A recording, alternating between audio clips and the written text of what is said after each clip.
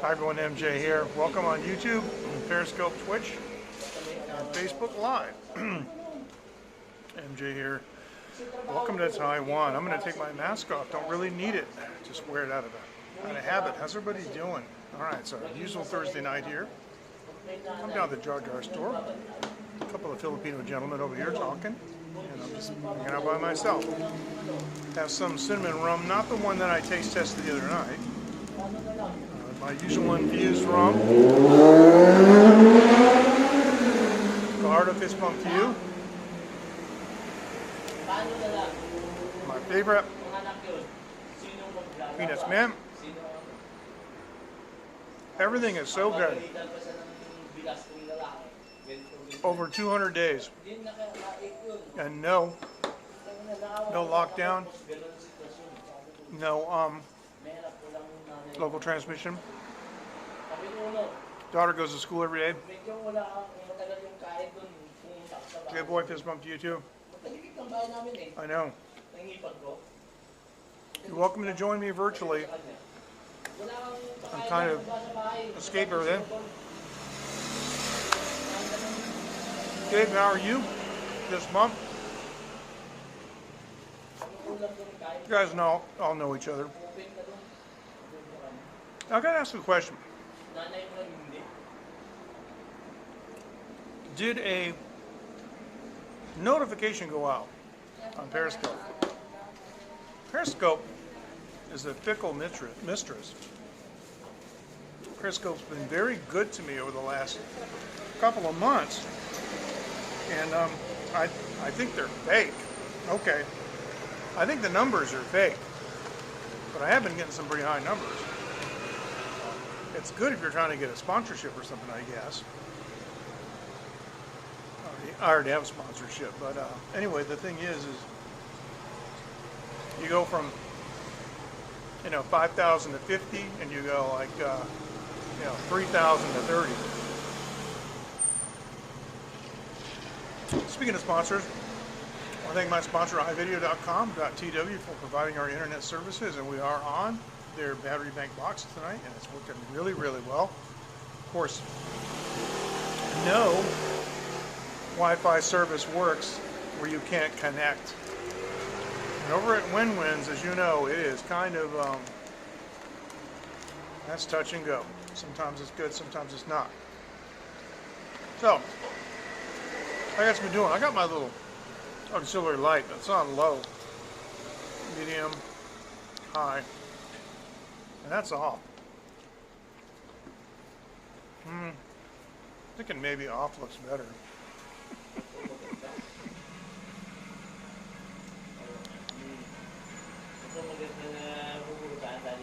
A little more contrast, with the shadow on the face and everything. Yeah, turn it off for a while. So,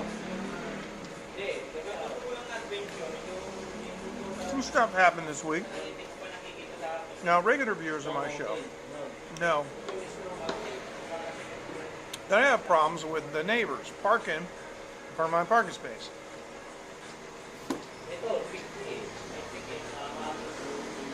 And that is the thumbnail of tonight's show. No car, no plans.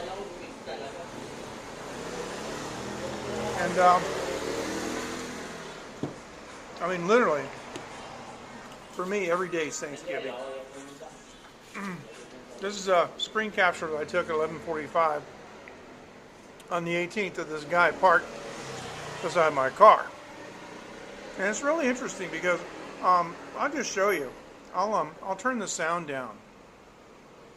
But let me show you what it looked like. You can see it's 10:39, and all is well. My camera is just dutifully recording its thing, in the SD card. Normal, everyday pedestrian walking his dog. This is my neighbor on the left. She's opening up the garage door. She wants to come out. Now look in the center and the top. There's this dude backing up. And where is he backing up from? I have no idea. At first it looks like he's going to go, it skipped. Looks like at first he was going to go into the garage. Now that's the mailman. Most of the mail is delivered by scooter.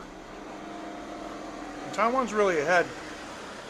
We sometimes have mail delivery 2 or 3 times a day. This guy's tired of waiting, so he just backs his car up next to my space. And I see that yellow line. Well, he's on the outside, and that's technically illegal, and he can get a parking ticket. So what's he do? This dude just shuts the door. He just turns off the engine, gets out, shuts the door, and walks away with no regard for anybody else. Now behind him is like a little gateway that the scooters go through. He's blocking them. And that dude stayed there for 5 hours. Now,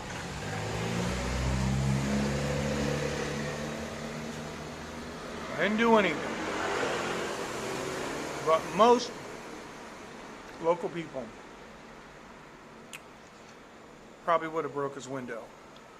Or maybe ice picked the tire or something. Now, I had to go out. I would have to call the police. And I've called the police 70 or 80 times. They don't like to come out anymore. I tell them, it's on the red line. Come now. And they don't. But one day, there were 4 cars parked. And 2 of them completely blocked my space, and the other 2 were all the way around the front of my house. And I called the cops. And he said, stand back so we can do our job. I'm like, yeah, I gave all of them tickets. Now, some of the people try to enact revenge. A big part of Chinese-speaking societies is revenge. I mean, just watch every kung fu movie is about revenge, And every other movie is about revenge, too. You get back. And you'll notice the red line. The red line means no parking. But technically it means no parking on either side. So, if I did not own that parking space, which is attached to my house, I could get a ticket. So one time, a guy parked a black Mercedes, pretty much where that white car is. Well, he's blocking me in a little tighter. I called the cops. And they gave him a ticket. And the next day, the cop came back. And he said, somebody complained about your car being parked on a red line. And I just laughed. Cool. He wouldn't tell me. Of course, it was a black Mercedes guy. He was being an ass. Trying to get revenge. So he said, I have to put this on your windshield and take a picture of it to show that I served you this ticket. He said, but it's going to be in the system. What we have to do now is we have to call the county office and see if you actually own that piece of land. My wife's like, that's ridiculous. And we're not going to pay for this.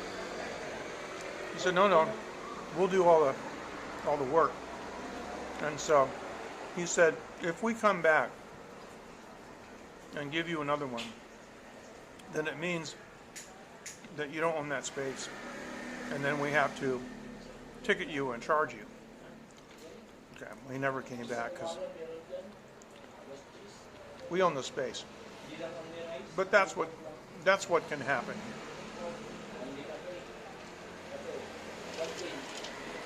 Now, everybody's been on Zoom, and even me, but I don't have a job, but I've been doing other things with Zoom. I actually, a friend of mine is a professor of history in the United States, and he invited me to sit on one of his classes. Fantastic. Wow, the peanuts are good. So, yes, it did. They never prosecuted it because we own the space. But that guy was hoping and had his fingers crossed. And I'm guessing that he probably tried to do it several days in a row until they told him it won't work. And that's the thing. Local people will just escalate things, you know. And if he was successful in that ticket, every time he thought about it, he would just call the cops. Oh, yeah, I'm going to get that guy back again. And it's, $20 bucks. But he should. But that only happens in extreme cases. But I agree 100%. Totally agree. Now, we've been looking, like at Zoom. And tell me if this isn't the truth.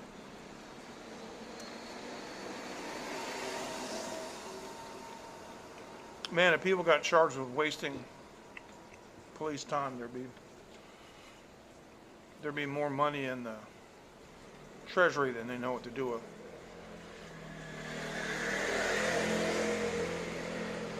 Pets and so forth, and backgrounds on Zoom. All right, so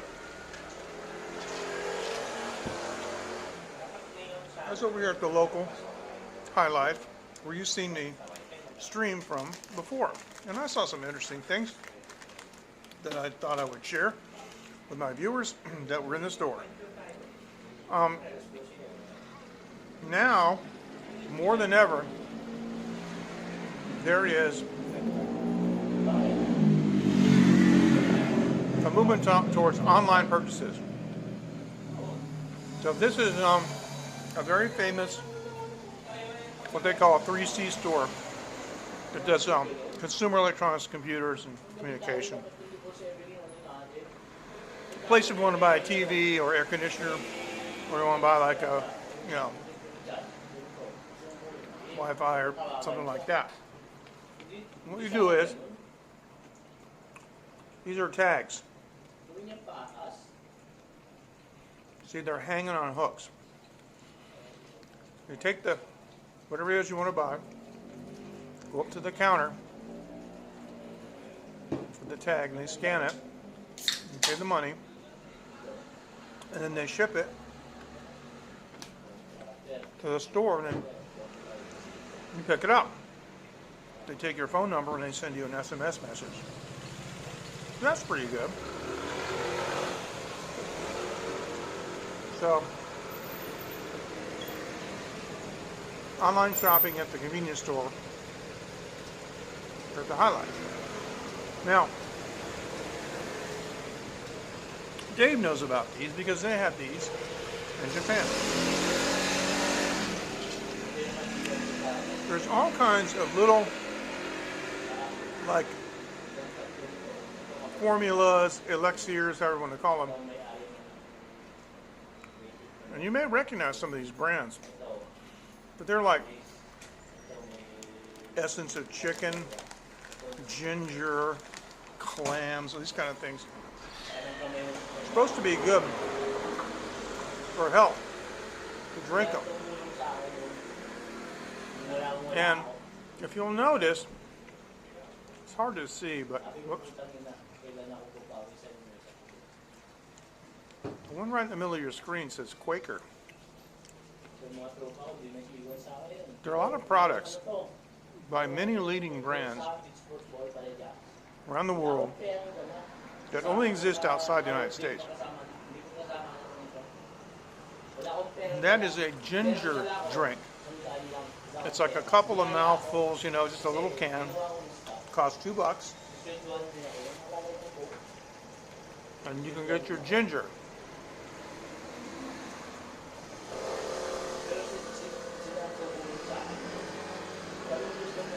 Pretty cool. Some of them are energy drinks. Some of them are minerals. There's other kinds too. They have soft packs with little caps on them you can unscrew and fold them up and drink from them. Now, it's another thing at the Highlight store. Wow, my watch is going off, giving me notifications because we have some bad air quality here today. AQI is about 113. Yeah, I know what you mean. I like the essence of clam. I found the essence of chicken to be like too oily. I like the clam though. Ginseng's not bad. Here's what I want to show you.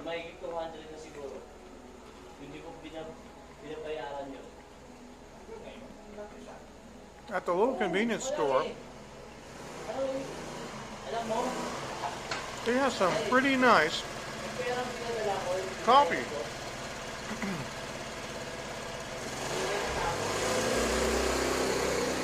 Yes, they are. And they're good for you. Barista coffee, you know, with the little single-serve bags. So, even in the convenience store, you can find some pretty good coffees, and some of them, I guess, are, you might consider gourmet. Of course, now we're getting into the, I know, down here we're getting into like the instant coffees and the Swiss Miss chocolate. But look at that lake salt coffee and hazelnut milk tea. Wow, that sounds good.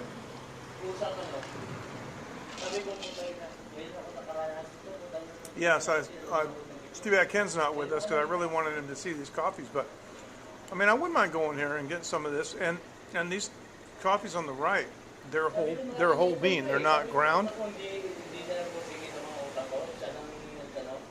So I should go over there and get some of that Guatemala coffee. All right, now.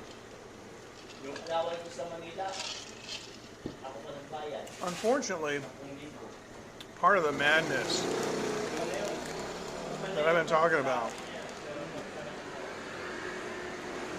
is, I know we don't want to talk about it,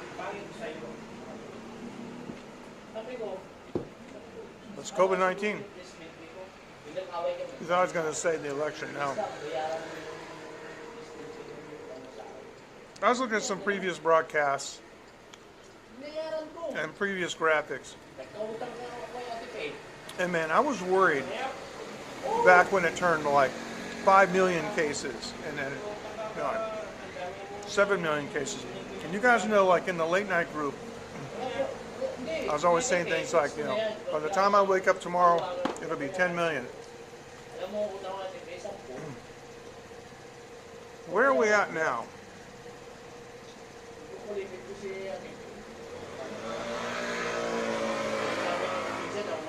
Let's find out.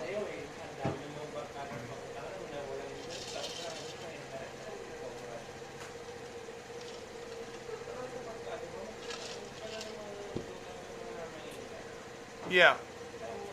See, when it was like 1.35 cases, I was worried. Now that's just a guess. And the countries and regions have been going up steadily. It was at like 185 for the longest time. Now Taiwan has not had, you can go to the Taiwan CDC, just look up Taiwan CDC and click on English. But all of the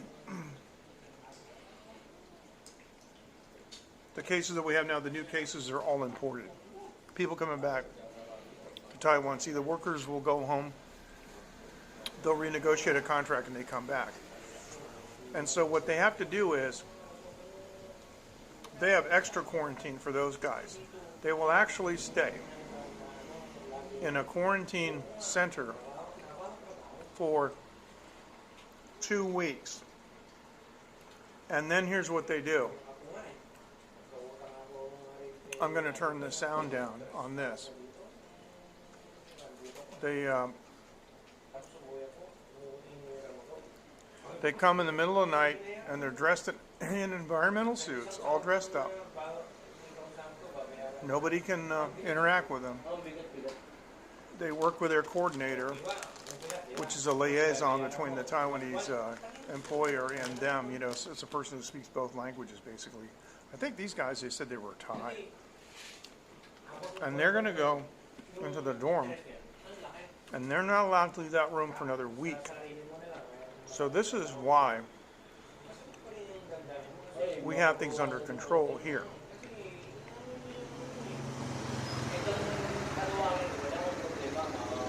The authorities don't mess around. They put them in quarantine for 2 weeks, wrap them up, put them on a specially designated bus, take them to their dorm.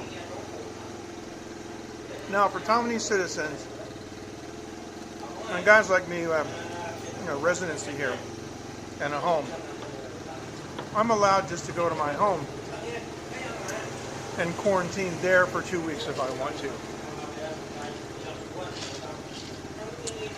Some friends of mine, husband and wife, went back to the States because his mom is kind of sick. She needs some care arrangements, and so they went back there to make arrangements for her. Everything's cool now. When they came back, they had to quarantine in their house, and at the airport, whatever mobile phone you got, they make you scan a QR code and install an app, and you have to register in this app, and from that point they track where you are. But only during the quarantine. You can delete the app after the quarantine's over. But if you go outside your house, the cops show up. So what happened was, because they're inside the house, there's no GPS signal, and so the phone's location system was using their Wi-Fi signal to try to guess where their location was, and it showed them up the end of the street at the 7-Eleven. The cops were at their house in 10 minutes, and they're on the speaker, blasting the neighborhood, where are you, so there's something to be said about not shaving and wearing your skivvies. So when you go to the door, the cops know you haven't been out. Now recently,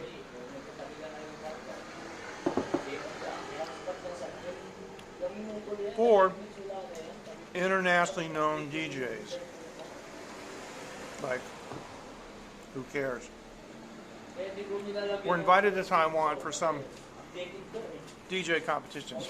Yes, they are. They're in place and they are working. Whatever that might be, I don't know what. You're really fast at pushing buttons on a console and moving faders really fast, playing, other people's music that you didn't write or perform on. I don't know. I don't get it. So these guys came to Taiwan for this competition, and there's 4 of them. And they left quarantine. And they got together. So you're supposed to be 1 room at a time.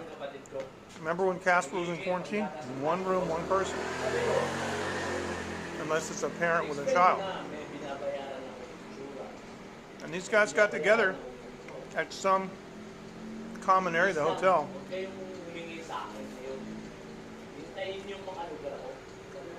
I'm sure they had to strategize.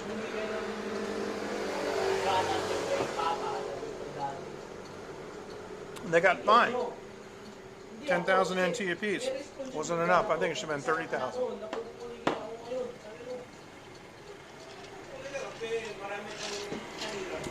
But that's what they do. they got caught. Now, there's another number that I want to show you. And if you thought the COVID-19 numbers were frightening, this is what's going on in the United States. This is called the RT number. Now, I've shown this several times over the last few months.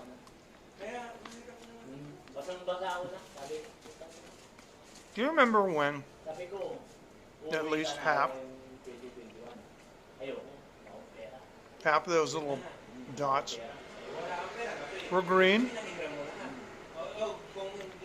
The red line is 0. So, if the little dot that has the name of the U.S. territory or state in it, because I think it's all 50 U.S. states and D.C. If they're below the line, they're green, and that means that there's no local transmission.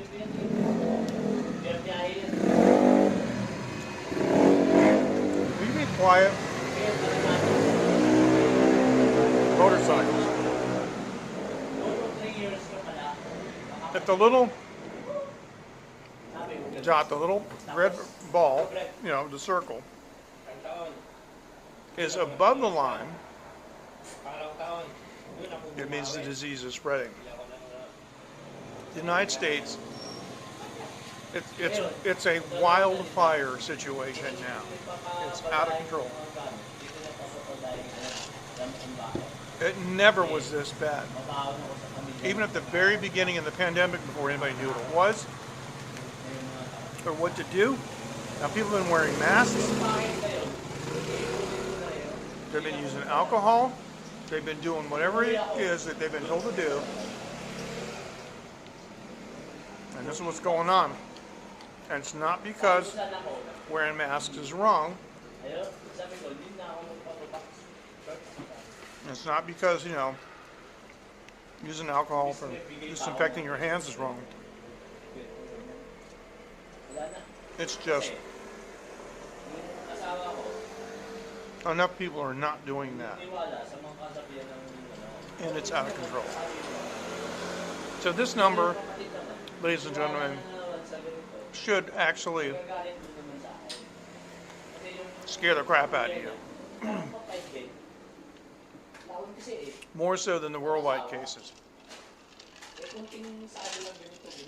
China finally admitted this week that cases are up. Wow, what a surprise. So, you can find this data at rt.live. rt.live. Scary. Now, want to send me an email? There it is at the bottom. Late night at TaiwanLive.tv. So anyway, I'd like to know what's going on with you guys. Whoops. Let me just do this. Take that out. I'd like to know what's going on with you guys. I'm hoping we can get a Taiwan Live TV shirt going. That'd be cool. If I had my way, I also get a Taiwan Live coffee cup. I'm going to take this out. I actually like this.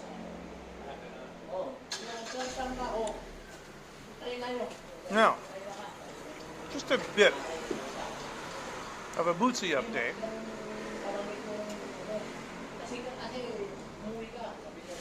Restaurants are like completely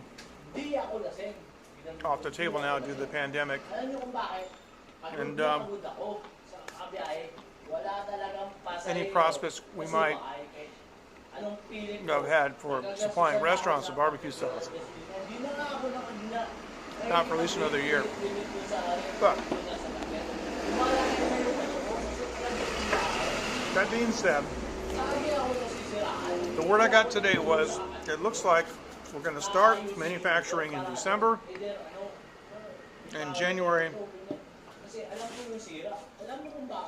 we're going to be ready to start selling. So stay tuned to this space, and I will have some more Bootsy Barbecue content for you real soon. Because some more bottles.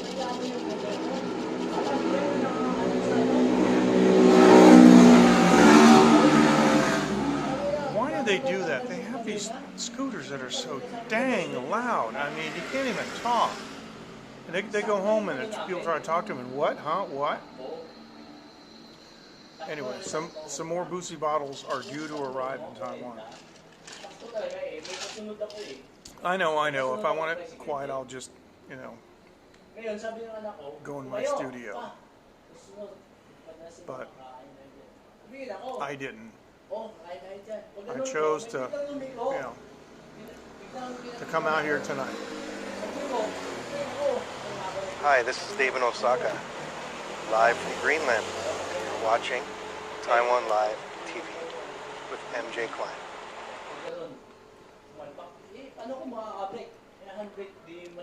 And that, of course, was our good friend Dave in Osaka. And here we are at Hsinchu High-Speed Rail Station. There you go. And I think Dave might not be with us because it's really late. And he told me today he's been super beat. But I should probably tell the story about how I put Dave on the wrong train,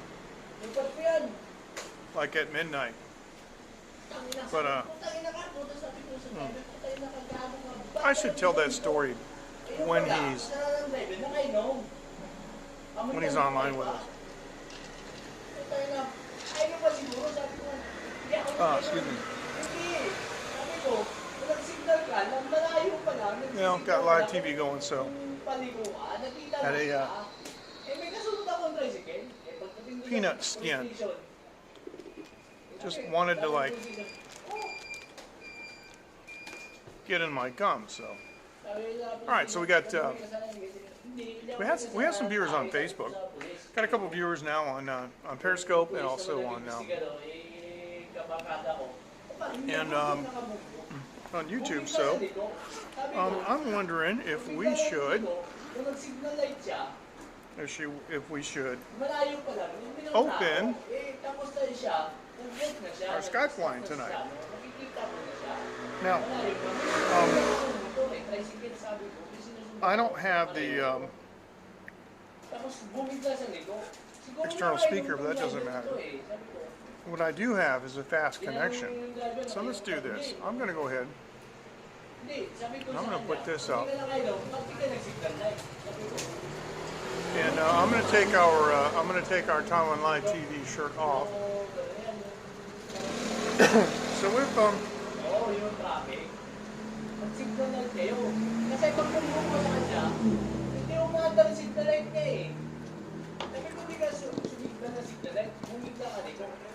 get the second device going here, if you are so inclined. May pasahero yun. Ang pasahero niya, reklamo. Sabi niya sa akin.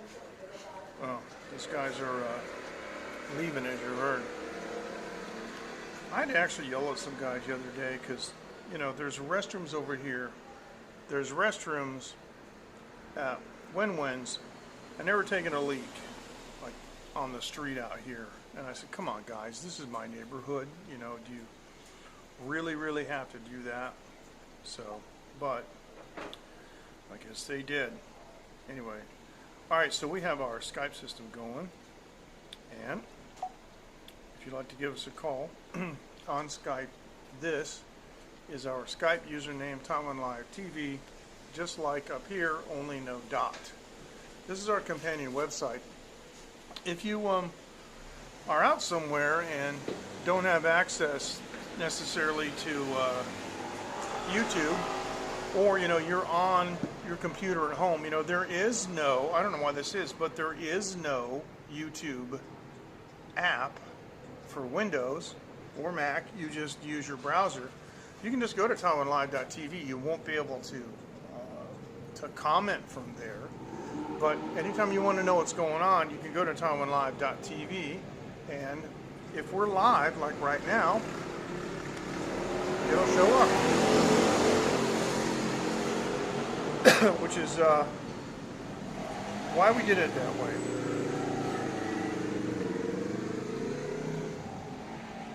Just made it easy for people to find us, you know. So go to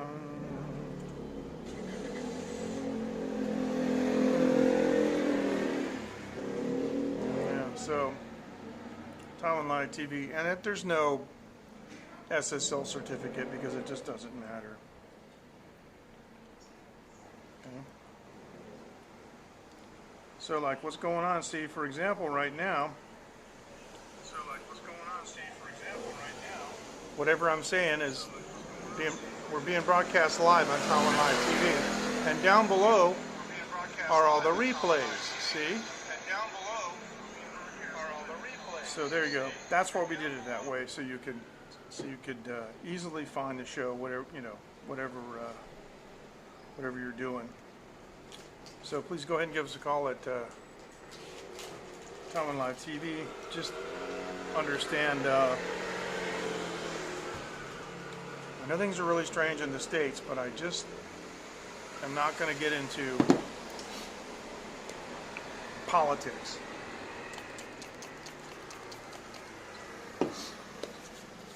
Boy, I have seen in my life, my short life, some really weird stuff and some really hypocritical stuff, especially with politics.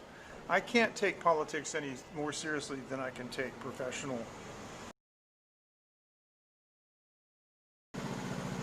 And I don't take professional sports seriously either. Nothing wrong with it. I just, not my thing.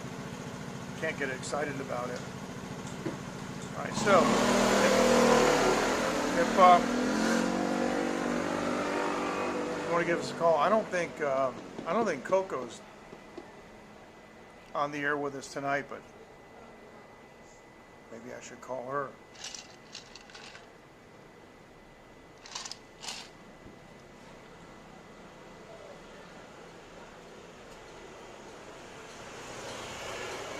This guy's just sitting next to me, playing a game on his phone, smoking. And I'll just, light cigarette after cigarette after cigarette after cigarette, and it's just amazing. Okay, here I am drinking alcohol, but at least I'm not inhaling it. And and I have a limit. But man, oh man, I don't get that. And smoke just, ugh. A couple guys in my neighborhood that have really bad smoker's cough, and they don't seem to notice that. Speaking of cough, this is wafting over here. And the funny thing is, they don't seem to know. Oh, I just got a message from Coco. Okay, good. They don't seem to correlate that.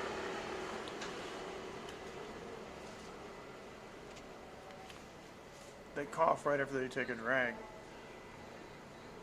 Okay. Well, this is cool. Yeah, I just got a. Okay.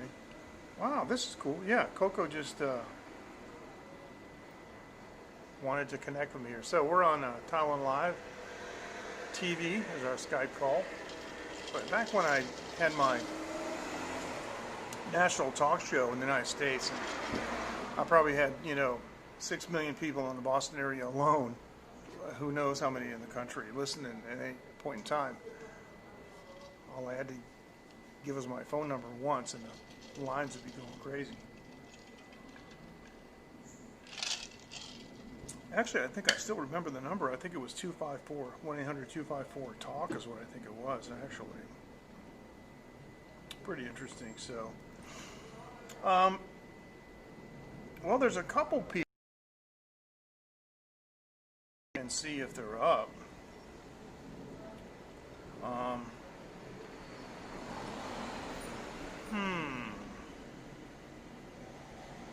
Tell you what, for those of you who are still watching, we could call Coco, we could call Uncle Bud, we could call John Sabo in Vietnam. I don't want to call Dave because he might be asleep. Call Rob Ebner. We can call Bernardo. We can call Ken Rod or Scott Kingsley, Nicole Wilson, Mo.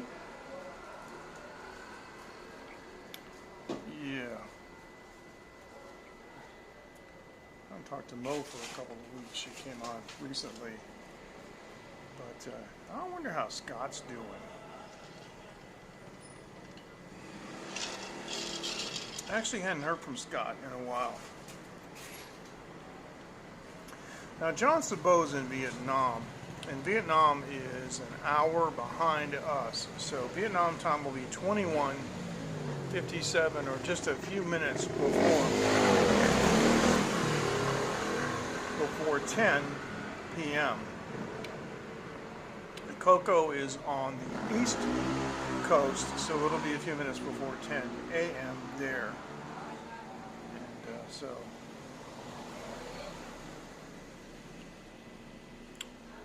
I'm going to call Coco. I'm going to see what she's doing. I'm going to call video, and I'm going to turn off my video as soon as she comes on.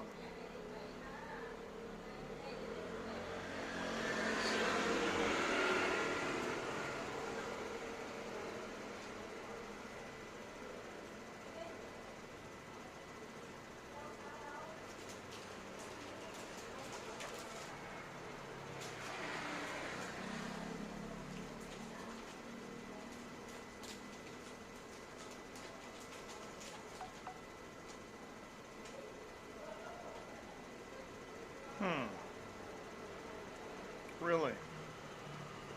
Well, that's interesting. I'm not able to call Coco. Now, Coco's called me a bunch of times. Let's try again. Let's try this one. Here we go.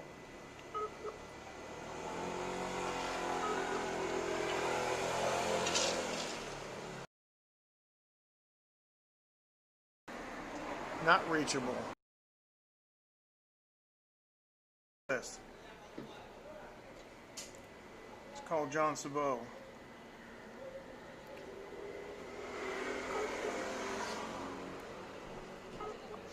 I'm going to kill my camera though.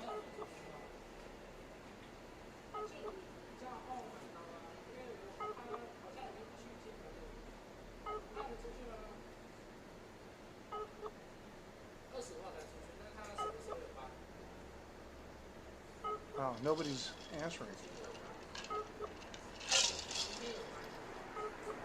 Well, this is about as boring as watching me drink and make unsuccessful calls. Wow. Okay. Well, I think Ken is not available. And I'm trying to think what time. Ken may have to work today. Let me just see.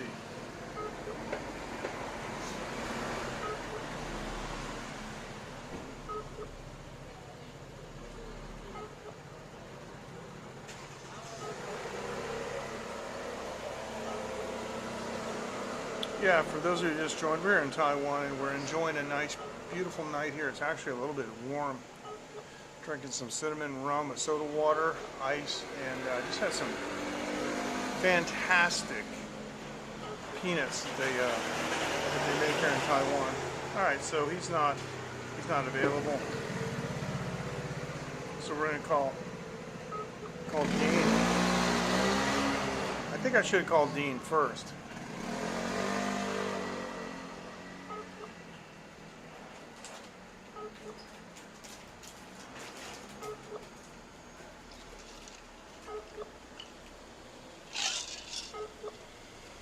Yeah, this is embarrassing. So if you'd like to save me from the embarrassment, please, right here, Skype. The person whom you're trying to reach is currently unavailable. Okay. Please leave Well, a message I kind of after the beep.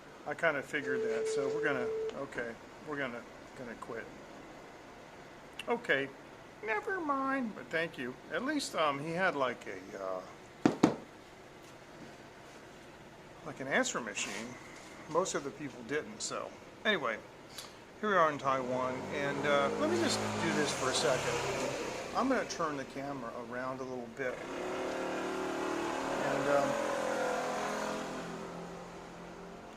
I think Dean just called me back.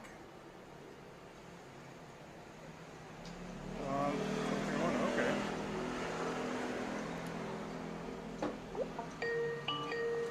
Here we go. Good morning, Taiwan. Hey, how's it going? Now, you knew it was me, of course, but, you know, I've been calling people and nobody's available, and so I should have called you first. Here, let me do this. You can go video. Let me go ahead and, No, I want video. you don't want video? Okay. Well, my video's off too, so that's okay, so. Yeah, when Coco comes on, you know, she uses video, and she's an absolute hoot on video. I'm the only person in the world that has Skype on my mobile phone. Who I am? I have like Skype on the mobile phone. Oh, I'm the only person? Okay. Yeah, I do. They must be the only people. Well, a lot of people have it, I think. Especially now.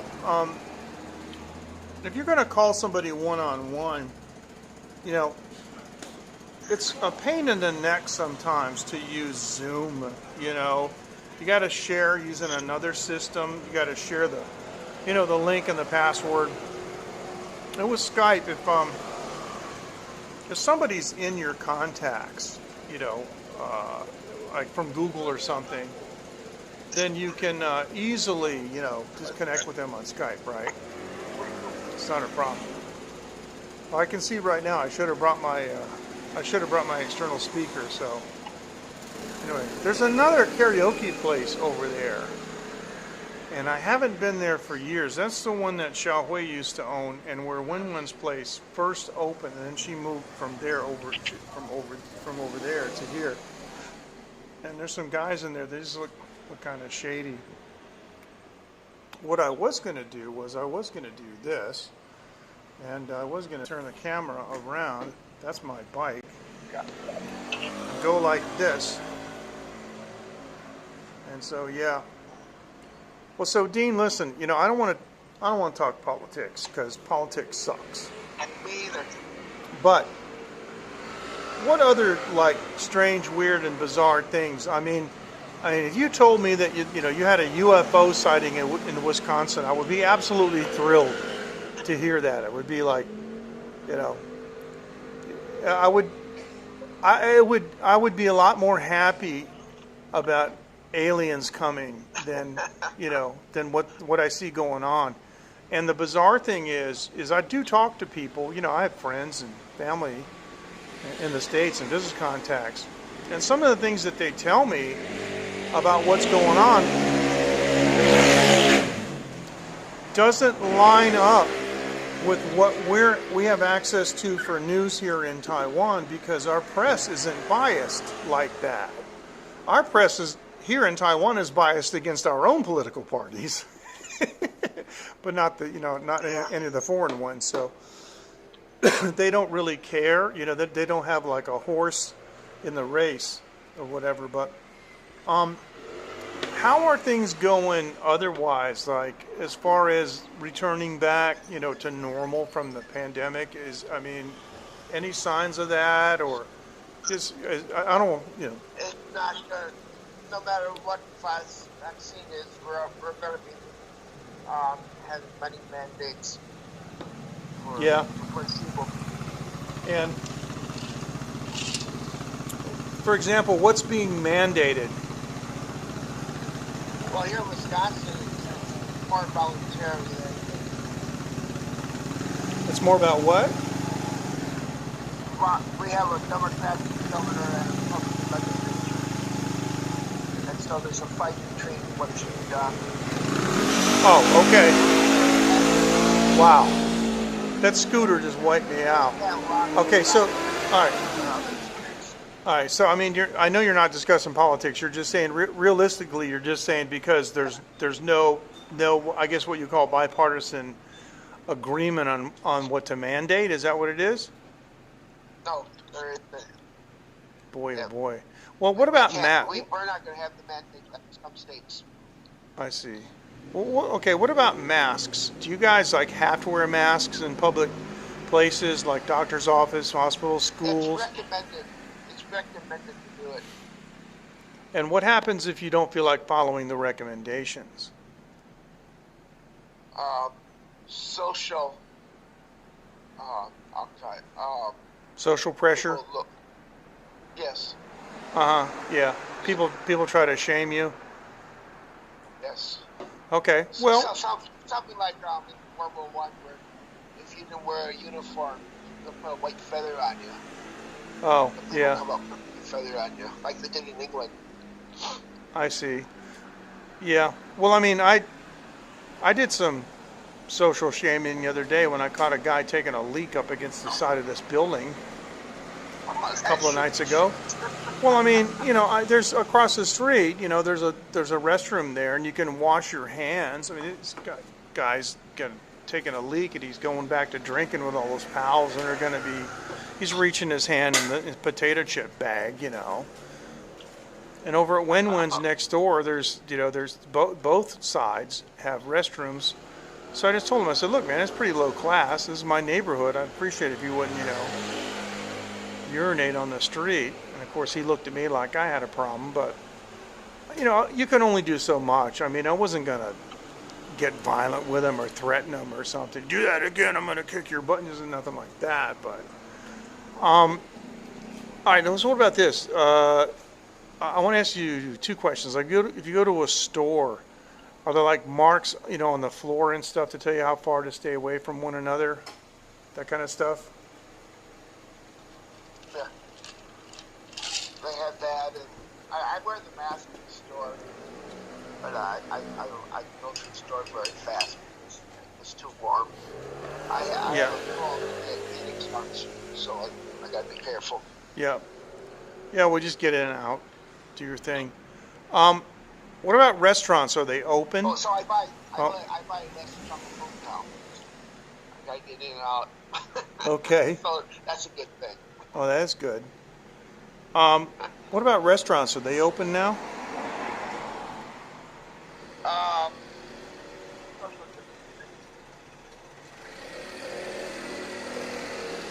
Some staples. Okay, we lost you for a second. Please give the answer again. The restaurants have less tables. Some of them are still takeout. Okay. And what about food delivery services? Has there been a market increase in that kind of service? Yes. I would imagine. If I had a restaurant and I couldn't have my patrons in, I would have my wait people, or anybody else who would be willing to do the driving, do deliveries. That's the only way you can stay in business. Here, I've got the camera facing the road. You're going to see like pink motorcycles that have Food Panda. You're going to see Uber Eats, the black with the green lettering. You're going to see all kinds of stuff going back and forth. And this is a small neighborhood, But I read, and my friend told me, because he's in business in Massachusetts, that there's like 30,000 restaurants in Massachusetts that are just never going to open again. They're done. They can't. They're all done. And I think those are the people that need stimulus checks.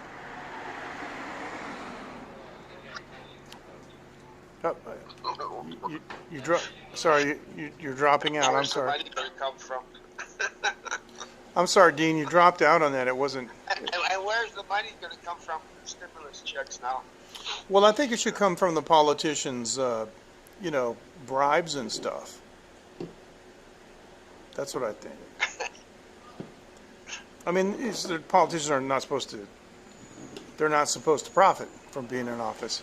Hey, Matthew, fist bump to you. We're talking with Dean from Wisconsin. But listen, there is money. Federal government has money. Believe me, they got money to do whatever they need. And if they don't have enough, they just print more. So it's nothing to worry about. You know, your grandkids will have to worry about it, but you won't. But I mean, yeah.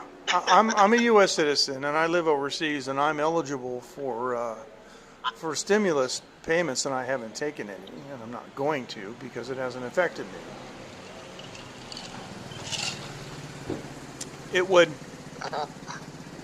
I know a lot of people don't care, but it would bother my conscience. It would bother my conscience to take a check and go to the bank. You know,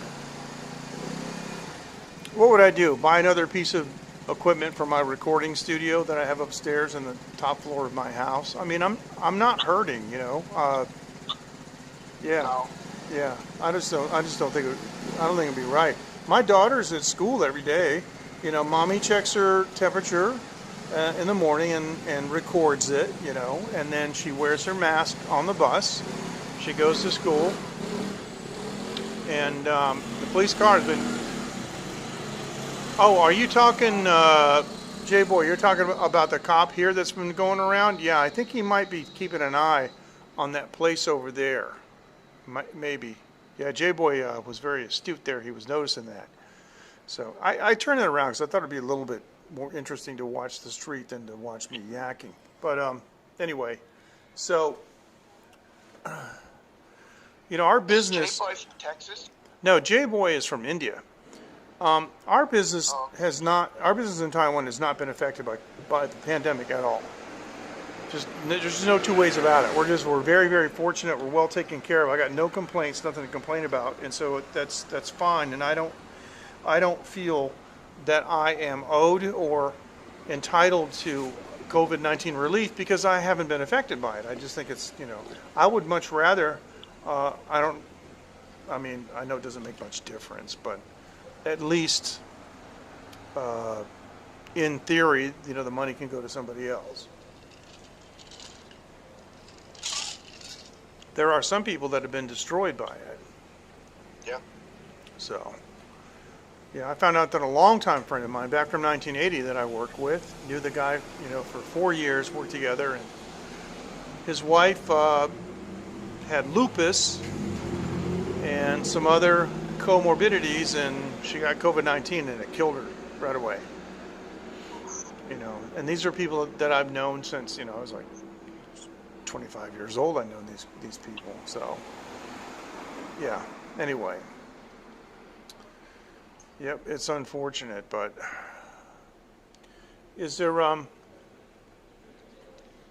anything that you'd like to leave our listeners and our viewers about? Of course, you know, not the politics. We don't care about the politics, but about what's going on. What do you think is going to happen? And one other question: how long do you think it's going to take to return to any semblance of normalcy? Yes, it is, J-Boy. I agree.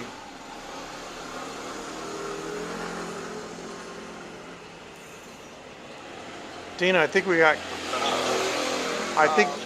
connection problems. Go ahead, please. I don't think we're going back to pre-2020. No. But The genie's out of the bottle. yes, and it's not going back. It's not going back. And things are going to get more political. As you know, The good news is, if we it's can, almost impossible not to discuss politics because everything will be political. yeah, it's true. You know, if I think we had a couple of years too, Matthew. I think we're looking at 2 more years. But what's going to happen is, it's going to continue to spread. And some of the early analyses were, well, they've been modified the whole time. And Matthew just brought up a point. He said, I think, we've got a couple years. The thing is herd immunity does not take 60 to 70%. It can be as low as 15 to 20% depending on the population density, or it could be like 35 or 40%. And a number of individuals do have, and this is just starting to come out now, some type of natural immunity to coronaviruses, and I'll talk about that in just a second. Matthew says he's not a fan of vaccines. I wasn't either, but I live outside the United States, and so I know they're not microchipping me. And I'm over 50 by a lot. And so the national healthcare system here gives me a flu shot every year for free, man. I just show up with my card, and it's amazing, and it has helped. And another thing, though, all these protocols that we have in place, we have not had in Taiwan local transmission for over 200 days. Every single new case is imported. Yet, I got this is a spray bottle, 95%. Okay, not that 75% wussy stuff. I got 95%. These are alcohol wipes. I take this stuff everywhere I go. I have all kinds of mask management stuff in my man bag. Yes, I carry a man bag. It's got masks in it. Laugh at me if you want. The point is, all these protocols that we've been doing, I haven't been sick this year. I didn't get a cold, didn't get a flu, nothing. Since even last year. So when we went to Thailand on the third week in January, before the pandemic really became major news, we took masks with us. We wore them on the plane. We wore them at the airport.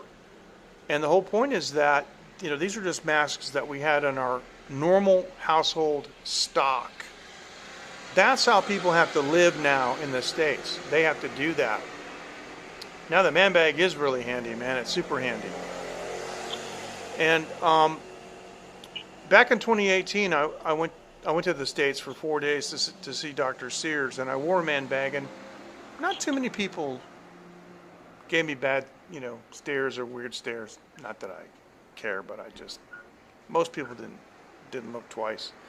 Dean, I think we've got some connectivity problems. I'm gonna hang up and. No, I can hear you. Okay. I've been reading you. I turn on the caption so I can read everything you're saying. Okay, because I think if you have been commenting, I haven't. So I'm hearing some occasional noise. Sounds like digital noise, and I thought it was you trying. I thought it was you trying to talk. So. I was trying to record the conversation. Okay. I turned on the captions and I was going to send it to. I see. Okay. See if I could do that. I couldn't. Well, you're welcome to stay. You're welcome to stay on with us as long as you want. I was just thinking that there was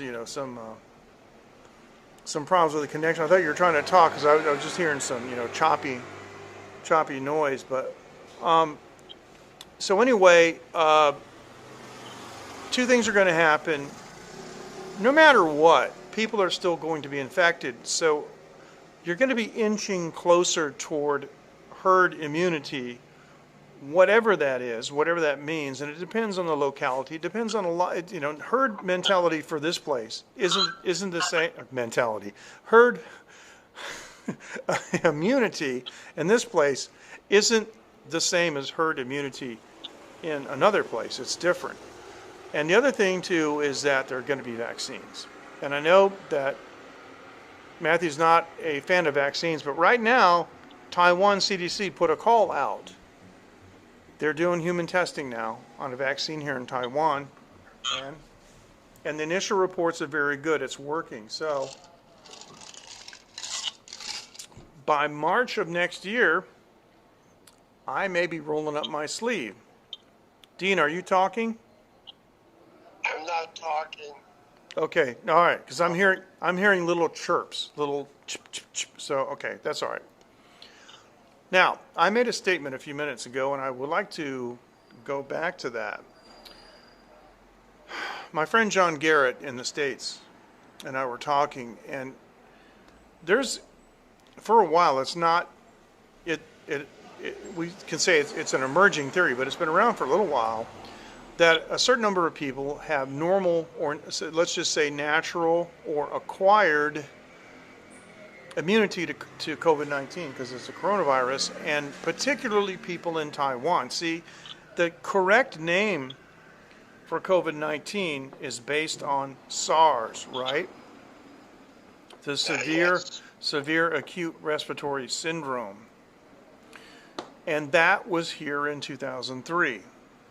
And there's somebody that you know, who you're listening to right now, that was also here in 2003 during that pandemic. I was here for several weeks. I had to go back to the States, and I was in the process of arranging my affairs. I was here in October, and I came back in February and stayed. And I gotta tell you, the mortality rate in Taiwan is astronomically low. Only 7 people have succumbed to the disease, and they've all had severe underlying comorbidities such as diabetes, like severe diabetes, not mild cases. So the thing is many people are saying, because of our close proximity to China, because we have these flu comes from China, guys. Flu is a result of farming with pigs and ducks in close proximity, and the World Health Organization and the United Nations and who knows else have tried to tell these Chinese farmers to stop doing this, because pigs and humans have transmissible diseases between species. Yeah. And ducks and pigs can transmit diseases between species. So that means that a type of avian flu can be caught by a pig, and it morphs into something completely and totally alien that can be caught by a human being. And that's what a flu basically is in extremely dumbed down terms. I'm not a doctor. And so basically, humans have access to these avian flus, and that's what these avian flus are, is they're horrible mutations because of the proximity of pigs and ducks. And so we get this all the time in Taiwan. There's China people coming here all the time, in and out.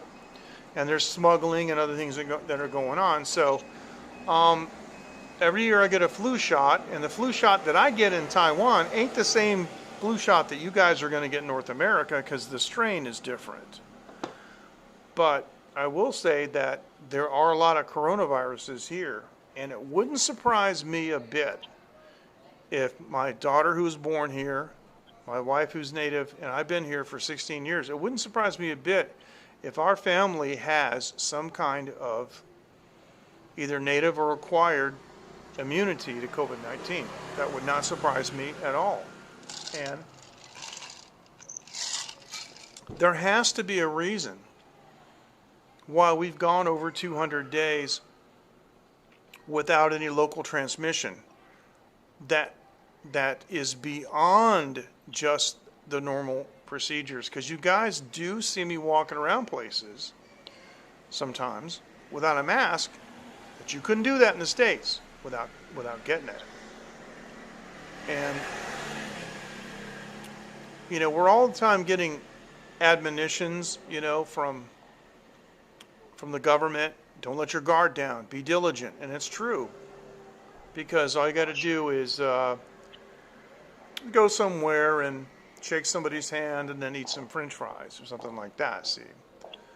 So, yeah. So, you know, I carry, like I say, you know, I carry my spray, and I spray my hands 10 times a day. And, you know, I sit down with my wife. Yeah. I sit down with my wife and my daughter. We spray the table. And guys, spray the edges of the table. You know, you know, the edges, the vertical edges. Spray that too. A lot of people forget to do that. Yeah, J-Boy says can't walk around without a mask in most countries. That's true. And here in Taiwan, it's encouraged, extremely encouraged. But people generally don't like shame you. But I got to tell you, there is a trend that's been going on. And I've had to yell at a couple people for standing too close to me in line at 7-Eleven. And they're not usually Taiwanese. They're usually, quite honestly, Filipinos. I turn around and go, back off, dude. You're too close. And they look at me like I got a problem. Well, I do.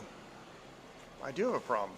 You come from a country where it's out of control, and I don't know if you just came back or not. I don't know what the deal is, you know? And it's just, it's too easy not to do it. Just stand over there. See the dot? Just stand on the dot. But the procedures do work. But that could change at any time. People aren't perfect, you know, human imperfection. Somebody will make a mistake. Somebody will mess up. So I think that's good, Matthew. So do they have like security that makes, you know, like a security person will come out and say you can't come in? Are there signs on the doors that say you can't come in without a mask? Personal space is a luxury in cities in India. Yes, it is. Personal space is a concept that doesn't exist in many parts of Asia, like the Beijing airport. You guys all saw that. You guys all saw that that picture. I'll have to find it. A guy made a suit out of plastic, and he glued a bunch of PVC pipes sticking out from it, and he sharpened the end of it, of each one of those, to make like little spikes, and that way he keeps people from, you know, like you know, getting too close to him and stuff. So they have people at the front door checking. Okay, so if somebody's at the front door and they don't have a mask, they just refuse to let you in. This lady's the recycle lady. She's picking up the aluminum cans.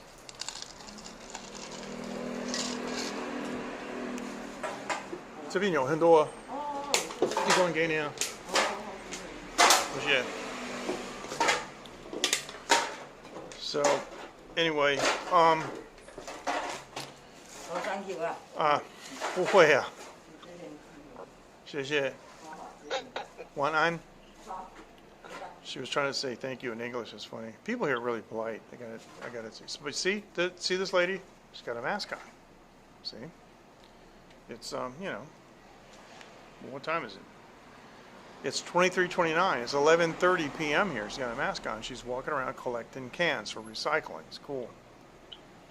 So, all right. So here's what I want to know. See, I've seen these, you know, on YouTube stories. These ridiculous, you know, like that one woman was screaming. She was screaming, "I have a breathing problem." Have you ever seen somebody or talk with somebody who has a breathing problem? They don't yell it. They don't scream it. They go, "I have a breathing problem." Okay, like that. So I know it was good. Yeah. Okay. Well, Matthew, I think that's good.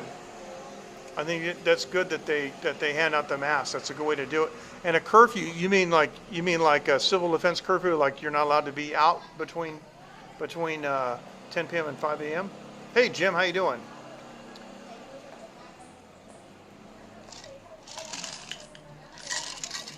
Hey Jim, wow, Jim is a longtime friend of mine from the Boston area, from the 90s. Holy cow.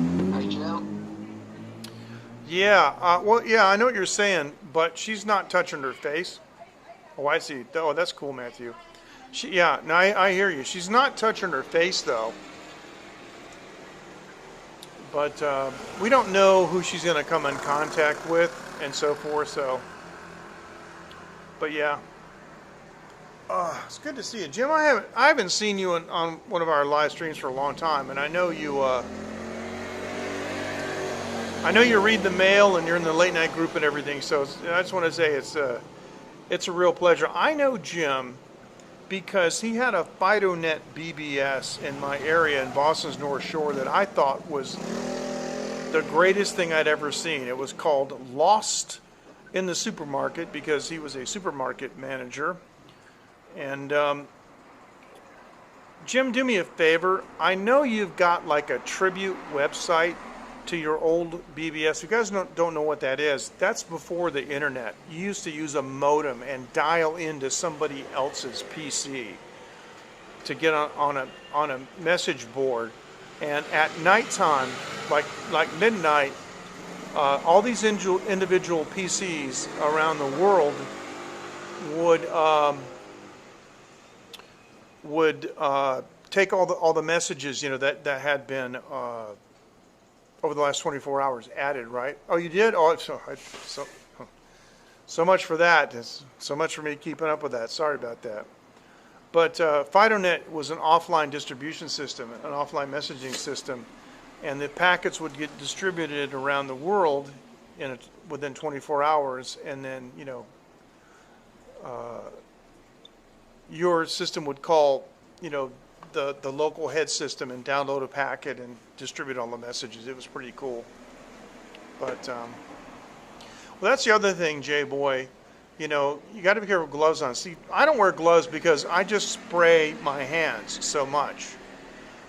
And plus, I kind of figure, you know, it's ethyl alcohol. I might get a little buzz after a while. I don't know. So, Jim, I didn't realize that you took that down. Lost in the Supermarket. Used to call it LITS, LITS. That was great. For washing your hands. Yeah. But thanks for watching the replays, Jim. I appreciate it. Yeah. Well, anyway, yeah, you know, Jim was around back when I had my recording project in those days, and he used to be pretty familiar with what we were doing. Jim, did you ever visit us in the studio when we were recording? I don't remember, but hopefully you did. Mike Naselroad, another friend of ours, used to come down a lot. Mike actually ended up helping me a lot with my my radio program. I kind of thanks, I appreciate it. Thanks, man. I kind of forced Mike into being a producer and kind of groomed him for it. So thanks, Jim. I still have the, you know, my radio voice, but don't get a chance to use it very much. Actually, I think I look better in this broadcast, especially right this second. Now, here's a magic sound. That's soda water, because we are on our last drink here, and after this, it's mostly soda water, just a little bit of cinnamon rum just to make it flavorful. After this, I'm going to quit drinking because it's getting late, and I always have a limit. You know, it's good to set limits, moderation for everything. Oh, that was the Food Panda place. That was a Food Panda, Food Panda motorcycle. Sorry. Okay. Yeah, Jim said he visited the studio. Yeah, well, it's run down now. I mean, it really should be a museum. It's run down now. The console's gone, the furniture's gone, the multi-track's gone, but the studios are still there. The control room is still there, and the main recording studio is still there. Some of the equipment, some of the mics, and things, you know, like that. Some of the racks are there, but what I need to do is I need to go back after the pandemic, and I need to just buy all those vintage, like LA2A and 1176 compressors. I need to buy that stuff from Jerry. But all right, what I'm going to do is I'm going to put this back on me because we have more people walking around here, and I don't want to, you know, have to respect privacy. Okay, hang on, let me do this. Hang on. I got to just turn there we go. I'm going to turn my tripod a little bit. So it really was. And and we were doing some. Of course, you heard. The records that we were doing back then in those days, Jim, and it was impressive. It was a good studio, and it was a place that you could get a certain kind of sound, and of course it was really big, so it was amazing for drums, for live drums. But then what we started doing was we started doing electronic drums, and anyway. So, do you remember, Jim, the guitar amp that I had called the Red Mirror? It had a red face on it with touch buttons on it, and it was built into a road case. Do you remember that amp? Because there's something coming up that you guys need to know about.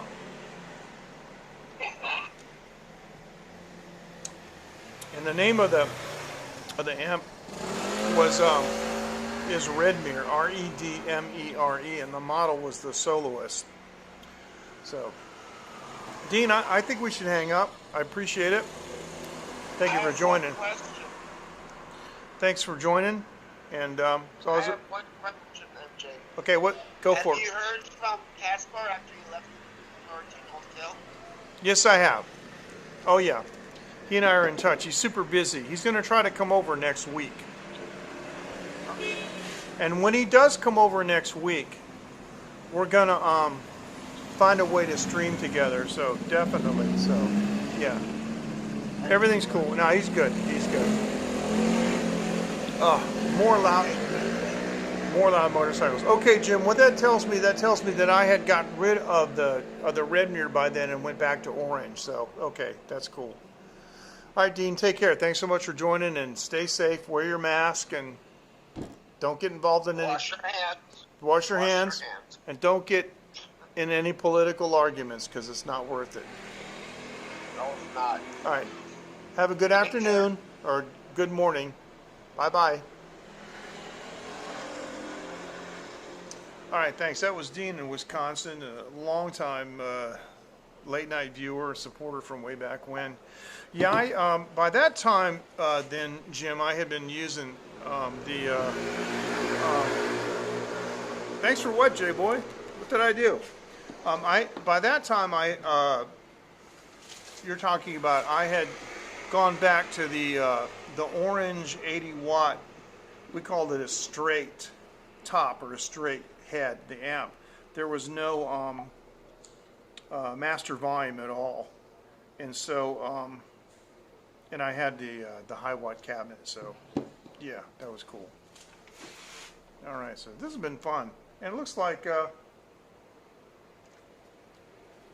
finally our Periscope numbers are going back up, man. It was crazy. Like last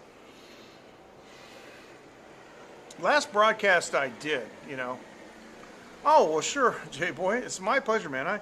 I like it a lot, and I like talking with you guys. And as you know, man, I love all your comments. I love all my followers. And J-Boy, you've been one of my biggest supporters since way back, too. So it's like it's amazing. I think, like Dave and Kenrod, they come to mind right away. I think JL and John Ho fall in this category too. That we're really blessed that we have a strong core of followers. Now, my core of followers isn't that big, but I don't really care. Because I'm going to tell you something right now. If the comments were going like this, I couldn't keep up with them. You know what I'm saying? But at this rate, I can have a decent conversation. But I look at some of Dave's broadcasts, and that's true. I've never lied to you guys, and I never will. It's against my religion. Seriously. So, I don't get involved in politics. I'm politically neutral. But that doesn't mean that I'm naive and I don't understand what's going on. I know exactly what's going on. And I don't look at people's style.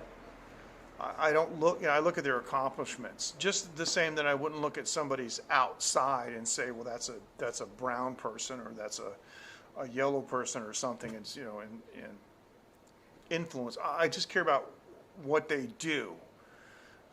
What kind of person are they? Those are the things that that matter. The outsides don't matter. The insides matter. You guys heard me say this a million times. Now, all that being said, I have personally never met Donald Trump, but people in my organization work with him very closely. One of the Bootsy Barbecue attorneys is a very close personal friend, and I have myself turned down 3 invitations to the White House in the last several years. I just don't want to go there. So I think if there was well, actually, the attorney said that Mr. Trump, who's now President Trump, would be interested in hearing my story of why I felt I had to leave the United States and why I felt I had to go elsewhere to be successful, to make money, to have a business, to raise a family outside the United States, because I didn't think it was safe, and I didn't think that there was enough opportunity for me. And so the attorney said that he would be very interested to hear that story. I just had never told it to him, didn't want to tell it to him, didn't want to go there. I think if you guys say, hey, Myrna, how you doing? Nice to see you on Periscope for a change. It was interesting because usually you're on Twitch. I don't know how cool it would be. It's great to see you too. Thank you. And in case you can't see me, I can turn my light on, but it might be, oh, it's too much. Oh, no. Let's go back off. So I don't know how cool it would be. Oh, excellent. To have a picture of me shaking hands with him circulating, because then people would think that I was involved in politics, and I'm not. So, but April's coming around, and April is when they have the White House Correspondents' Dinner.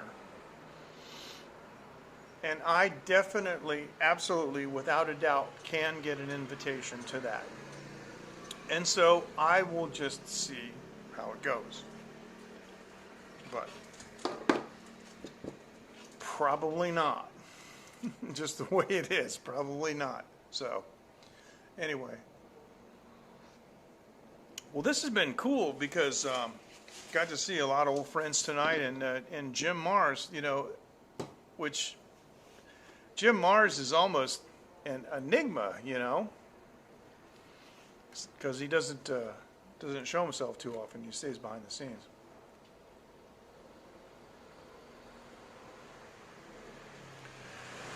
Well, yeah, I know what you mean.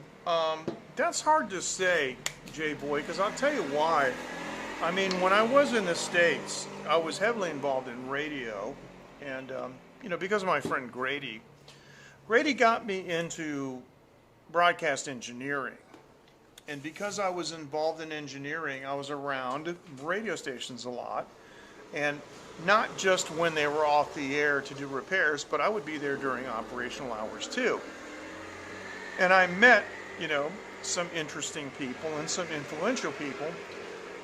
And I remember I met a gentleman named Bruce Pearson who was trying to develop a show about local bands. And I'm like, well, I'm also a record producer, and he wanted to know the kind of stuff that I've done, that I was, doing. So I just pointed him. There's a magazine that's printed every week in Boston. So I said, just go get a copy of that magazine and just look on the back, and you'll see everything that I'm doing. And so after that, he invited me to be a guest host on his show.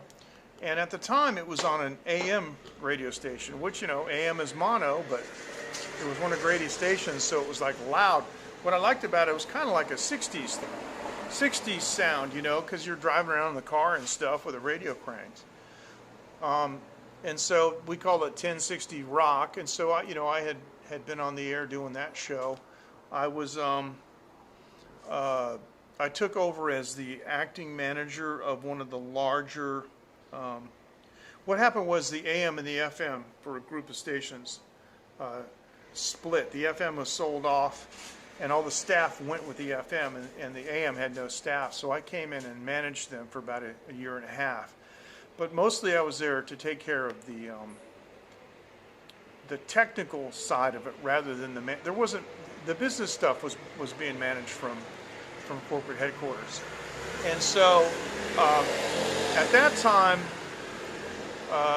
we had the Talk America Radio Network come in to the station to program it. So it's a 50,000 watt, it's a big Boston 50,000 watt talk show radio station, and I'm there every day, and there are all kinds of technical problems setting up the network, getting it to run, and I had to solve all of them. I had to do all. I wired the studio. In fact, they wanted a brand new studio. I designed the studio. I designed the furniture, and I hired a contractor to build the furniture. And of course, everything fit perfectly because I know how to measure.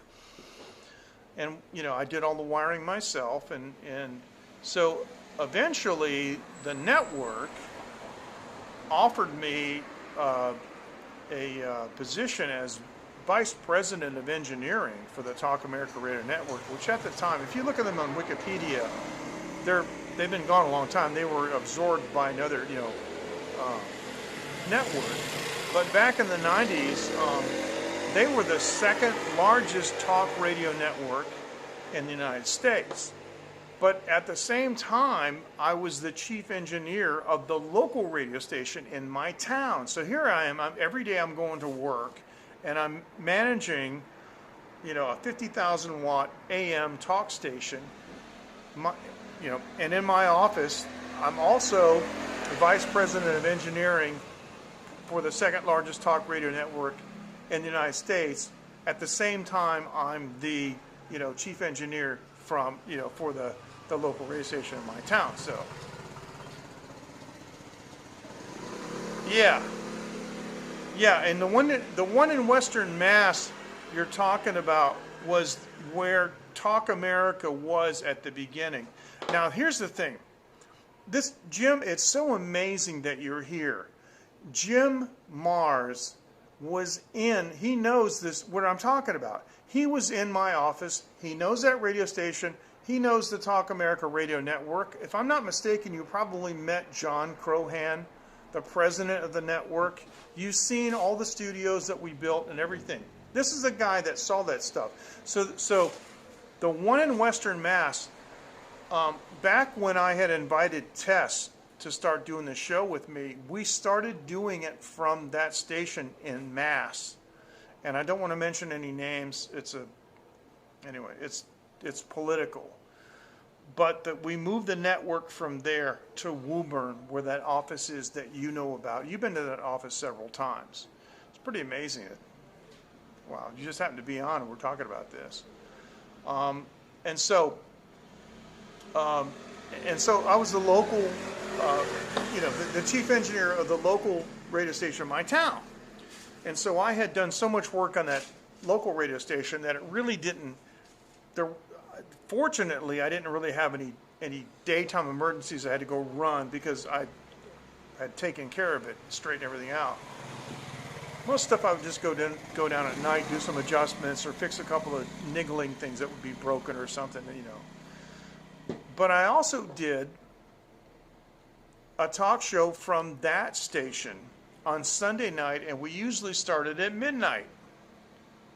And that's what got me into the national talk show. I had been doing the local talk show. It was a fun show called Modem Mania, and it was about the hobby of calling computer BBSs with a modem. And that's, once again, is what Jim's BBS, got me into this hobby. And I said, man, we should do a radio show and talk about it.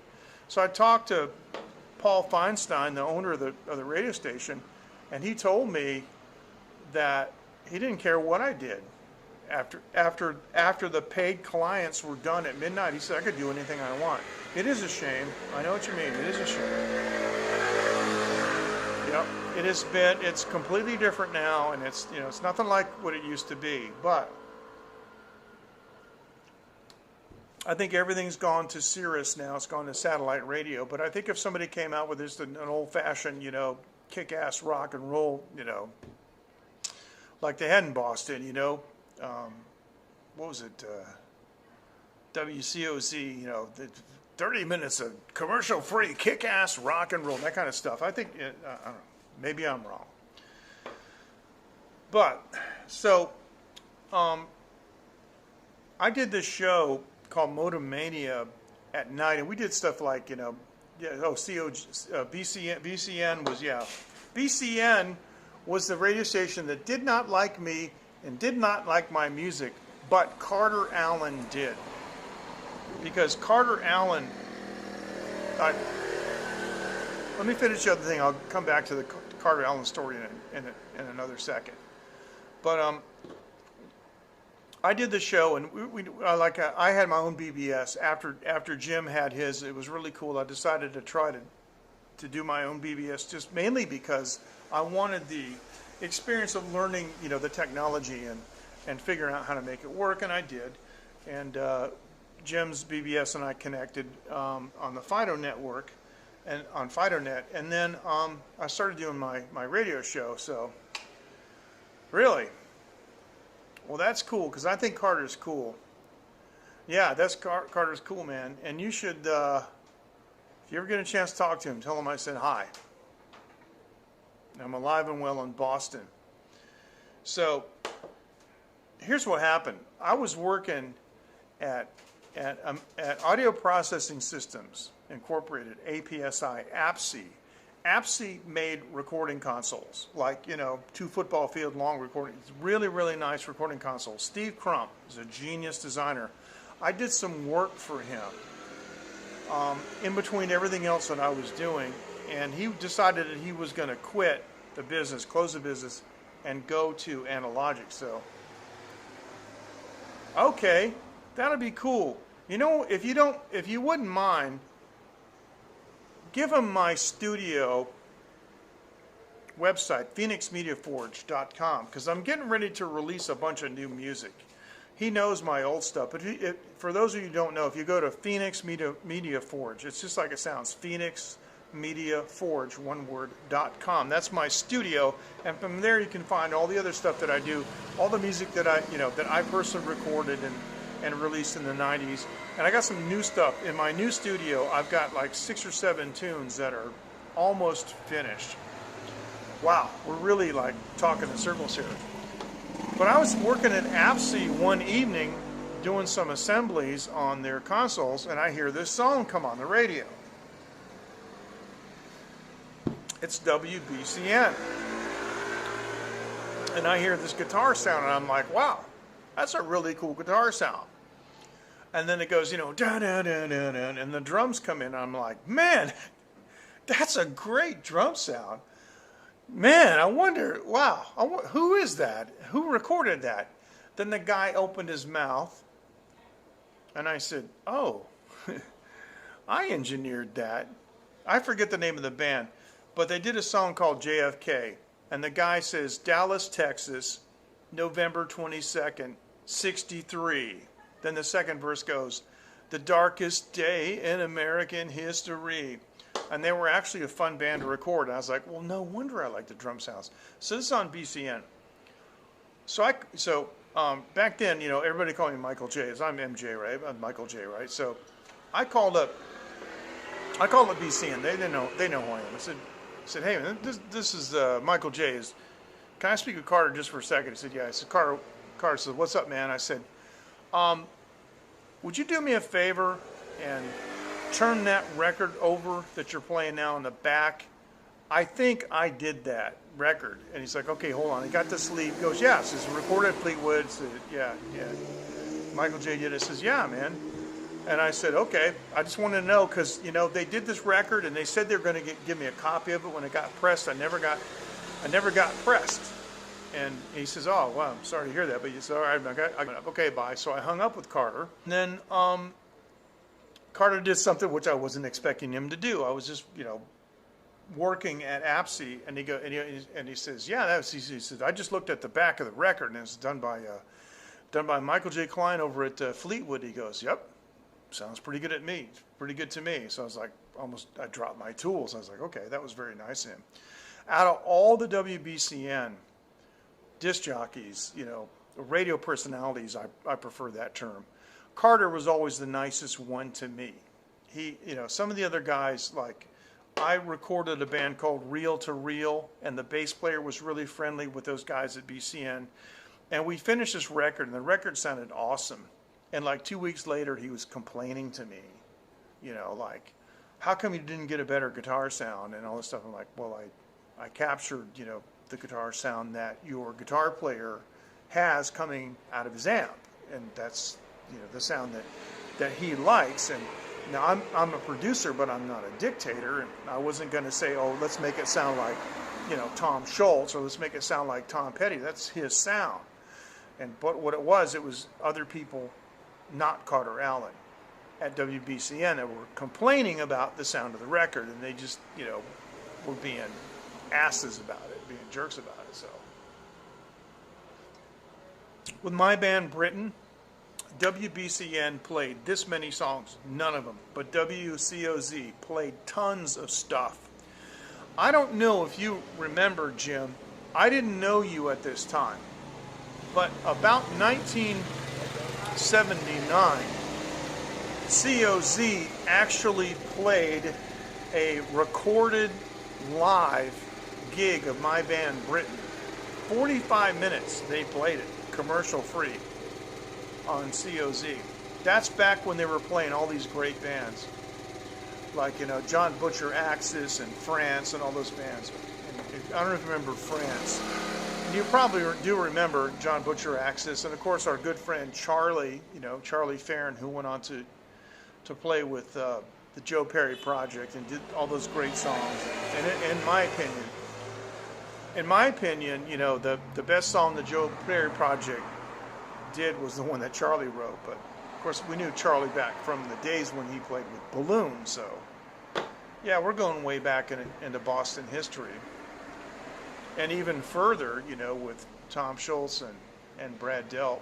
I met them the first time in. See, 77.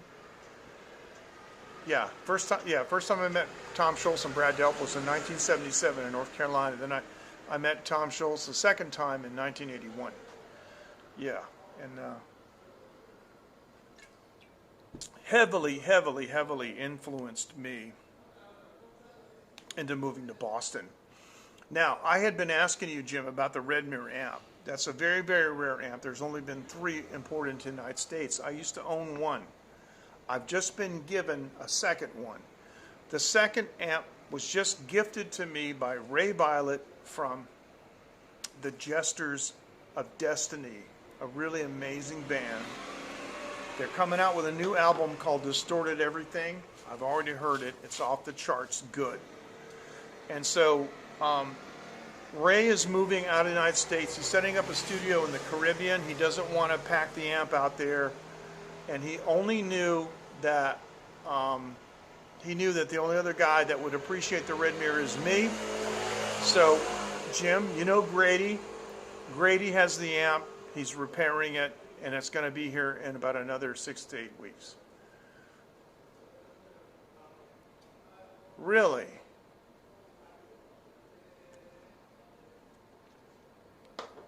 What's the title of it?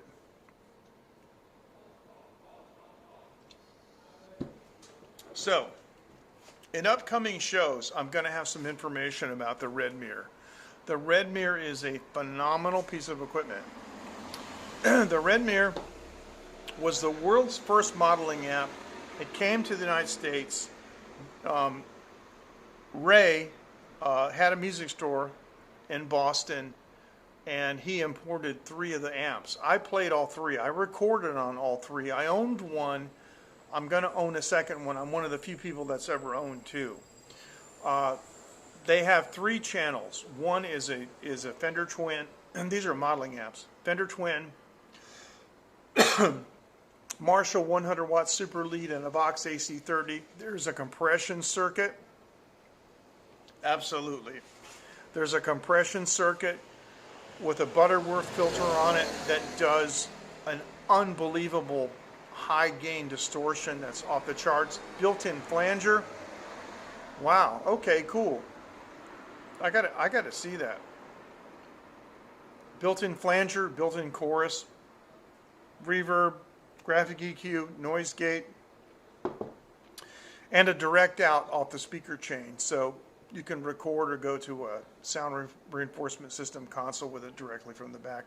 And when I was playing with Jack Morgan, and when we were recording at Longview Farms, guys, look that one up, Longview Farm Studios, okay? I'll give you a hint, Jay Giles, Rolling Stones. When I recorded at Longview Farms, I used that Red Mirror. And I remember Jesse being quite flabbergasted with the thing in a good way, like he's like, wow, it's an amazing amp. But interesting. Yeah, I got to read about that. I don't know very much about Joe Perry. You know, the thing is, too, Jim, is when of course, I heard, being in the circles in Boston, I heard that Joe Perry was looking, for a lead singer, and of course, everybody knew my reputation at the time. My reputation extended out to the West Coast. In those days, I'm 64 now, but back in those days, a lot of people knew who I was, and somebody suggested that I contact him, but I will drop a bomb on you that you probably don't know, because you do know who the band New England is, right? John Fannin, the lead guitarist, and Hurst, the drummer, Gary, bass player, Jimmy Waldo, the keyboard player. Now, remember New England, right? In my band, Britain, we played at least one gig with New England, but back in the warehouse where I used to live in South Boston, where we had the stage in that room. I don't know if you were ever there. I don't think you were. I had met you later. But I was next door neighbors with Jimmy Waldo from New England. Jimmy is the guy that got me the audition for Kiss to replace Ace Frehley. Jimmy was the guy that set that up. He made the phone call to George Sewitt right in front of me. I was like, wow, it's amazing. His girlfriend Linda was so supportive. She was such an amazing lady, such an amazing person. But I found out later from Jimmy. See, John Fannin decided to quit the band New England, and Jimmy told me that he, Gary, and Hirsch had a meeting, and they were trying to figure out how they wanted to move forward. And the question was, do we want to ask Michael J., that's me, MJ, MJK, do we want to ask MJ to take over for John Fannin, lead singer and lead guitarist? And so, according to Jimmy, it wasn't a matter of like they didn't think I could do it, or they didn't think it wouldn't be successful or anything like that. It's just that Jimmy and Gary had gotten an offer for both of them, keyboard player and bass player, to go work with Alcatraz. And they were just tired of the New England band thing, so that's what they did. They went to Alcatraz. And if you look at their Wikipedia pages, they're still playing with Alcatraz now. So, but who knows what would have happened if I had ended up fronting New England. I think I would have been really good with New England. Of course, I think I would have been good with Kiss too, but I think I would have been better with New England. But anyway. So that's just some of the history about me that some of you know. I mean, I've talked about this a little bit. It's kind of bragging, so I don't talk about it all the time. Because you know me, I don't like braggarts and stuff. But I'm not. My intention of talking about this is just reminiscing and not like, do you know who I am? Because Jim, I mean, you're on with us tonight, and so I wouldn't be talking about these Boston bands and this stuff if you hadn't been here tonight. So it's such a pleasure to have you with us. I'm really, really glad that you stopped in live, and I appreciate it, and I want to thank you for always joining the replay. Yeah.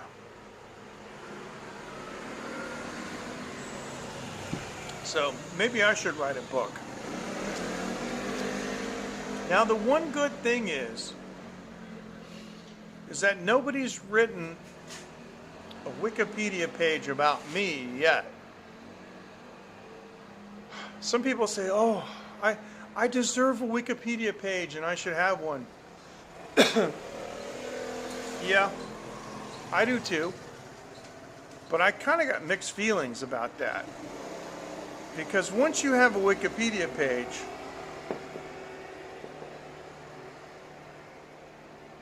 they don't take it down. And so if you do something really dumb and really stupid, and you look like a complete and utter fool, it's going to be on Wikipedia. And what man has not? What person has not? I've been married 3 times.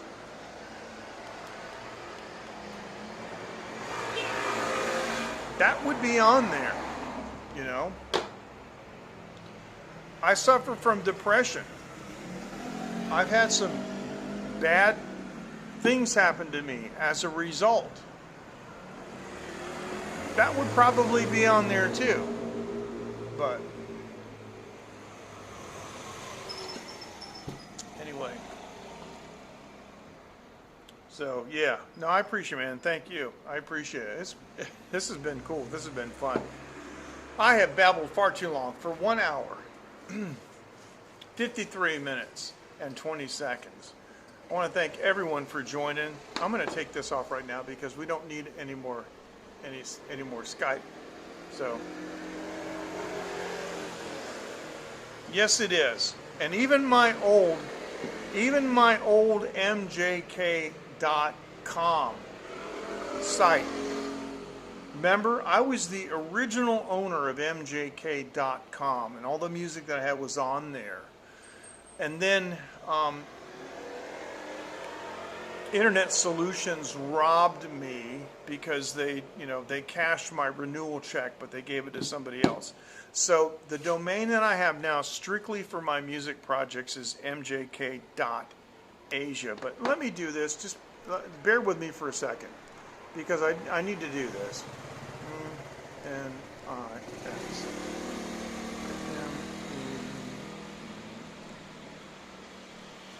This is kind of a...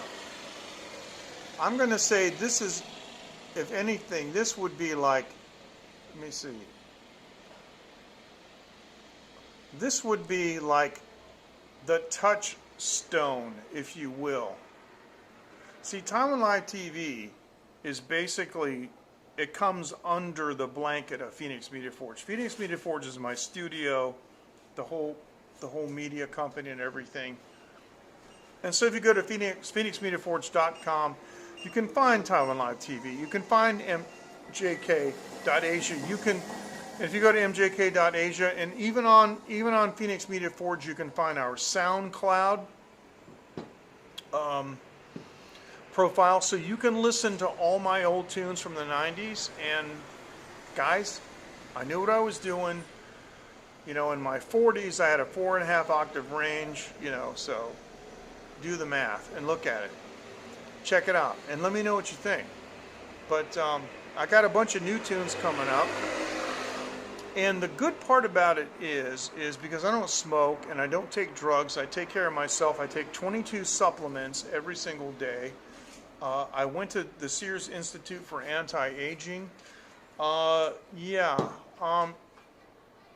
preliminary recordings that I'm doing sound virtually identical to the ones I was doing 20 or 30 years ago. So that's good. And it is possible because if you listen to AC/DC's new record, Brian Johnson is 73 years old and he sounds like he did in 1980. It's called Taking Care of Yourself. Look at Brian May. It's called Taking Care of Yourself. And so that's what you got to do. So check out PhoenixMediaForge.com. There are some technical articles too. It talks about my studio. I have a very unique hybrid studio. It's hybrid analog and digital. I have a 32-channel analog console and a 32-channel digital console that I use for mixing. And if you guys, any of you within the sound of my voice, have DAW tracks that you would like mixed by a 64-year-old Boston-based recording engineer, record producer, who's done at least 500 recording sessions on 24-track analog tape with that kind of approach, contact me. I'll do it for you. If I like it, I might not even charge you. And I have automation too. And I'm not talking about automation envelopes in the DAW. I'm talking about console automation, folks. All right, now with that, I got to go. Thanks so much for joining. Jim, it's been a pleasure. Thank you. Matthew, Dean, thanks for joining us by phone. Now, we missed Jan tonight. And so, Jan, I know you're going to watch the replay. Things happen, but we did miss you. I want you to know that we did miss you and appreciate you supporting the show, supporting me. And Dave in Osaka, I know you're kind of tired, probably passed out watching the replay. Matthew, thank you. Fist bumps. J-Boy, everybody else who I missed, because I'm tired, I'm very tired. I just want you to know, some people have said that as the show goes on, I look like I'm getting drunk. No, I don't get drunk. I'm tired. I'm ready. I'm going to brush my teeth. I'm going to take a shower. I'm going to hit the rack. I think you can tell I'm not drunk by the way I'm talking, but I am getting tired. Guys, take care. Thanks so much for joining. It's been a pleasure. I love all of you guys, every one of you. Take care, and I'll see you later on in the week. And if there's anything in between, say now and Thursday, if there's anything between, say, like now and Sunday, I broadcast on Thursdays and Sundays usually. Anything between now and Sunday, I'll see you before then. Take care. Have a good evening, morning, afternoon, wherever you are around the world. Here's a big finger. Take care. Bye-bye. That was fantastic. Thank you.